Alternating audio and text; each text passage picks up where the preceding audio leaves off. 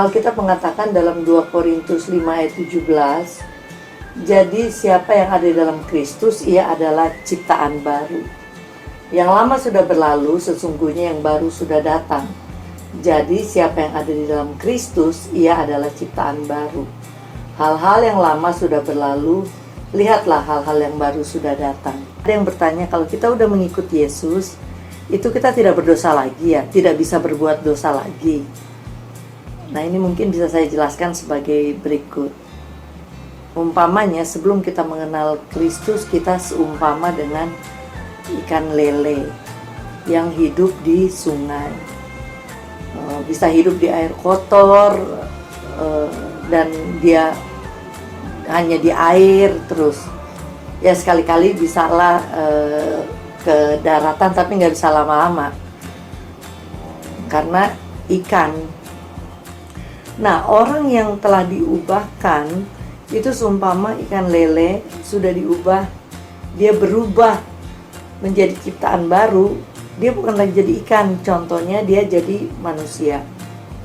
Mungkin dia masih berjalan di pinggir sungai, sekali-sekali dia kecemplung, tapi pasti dia nggak akan tahan di dalam air, karena dia udah ciptaan yang baru, dia totally berubah.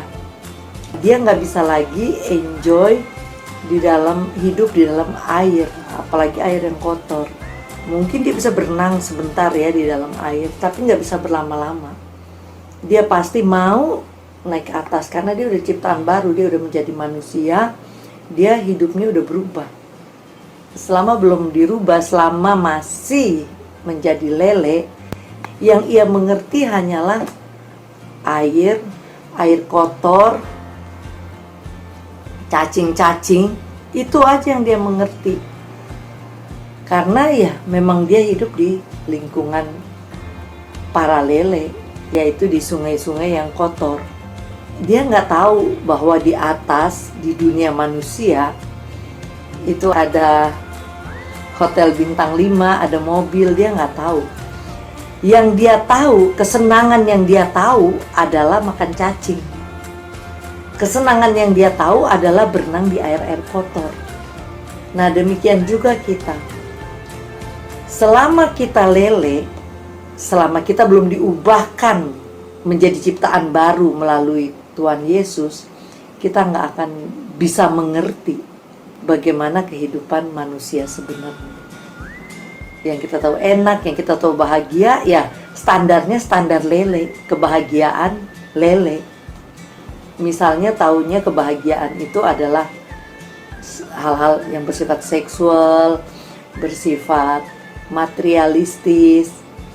Ya patokannya, standarnya ya hanya sebatas itu. Seperti ikan lele, taunya seneng itu adalah cacing-cacing. Tapi kalau kita udah diubahkan, misalkan dari lele jadi manusia, kita nggak suka, jijik lihat cacing, jijik berada di air-air kotor, nggak bisa bernafas di dalam air.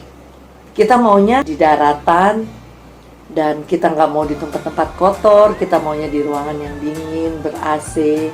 Kita nggak mau makan cacing, kita mau makannya mie goreng, mie ayam. Kita maunya makan yang enak-enak karena kita diubahkan. Kita yang sudah diubahkan, kita bisa melihat orang yang belum diubahkan, karena kita dulunya di sana.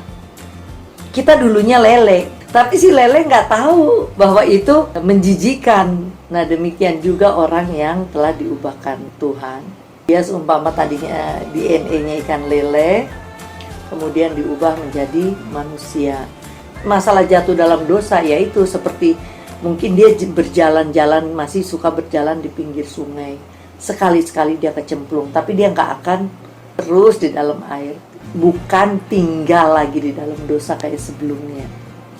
Nah, bagaimana untuk menjadi ciptaan baru? Nggak ada lain. Untuk menjadi ciptaan baru cuma satu jalannya, yaitu menerima Yesus sebagai Tuhan dan Juru Selamat.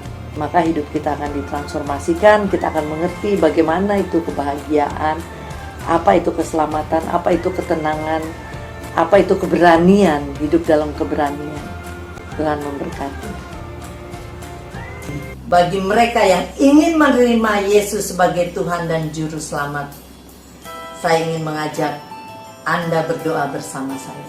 Mari kita berdoa. Bapa di surga, saya mengucap syukur untuk hari ini. Saya sudah mengerti bahwa hanya melalui Yesus Kristus, satu-satunya juru selamat, saya akan diselamatkan.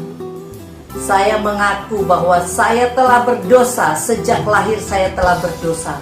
Saya mohon ampun semua dosa-dosa saya ya Tuhan. Saya percaya bahwa Tuhan Yesus sudah datang ke bumi untuk menebus dosa saya, telah mati di kayu salib, turun ke dalam kerajaan maut, dan pada hari yang ketiga telah bangkit dari antara orang mati untuk menyelamatkan saya.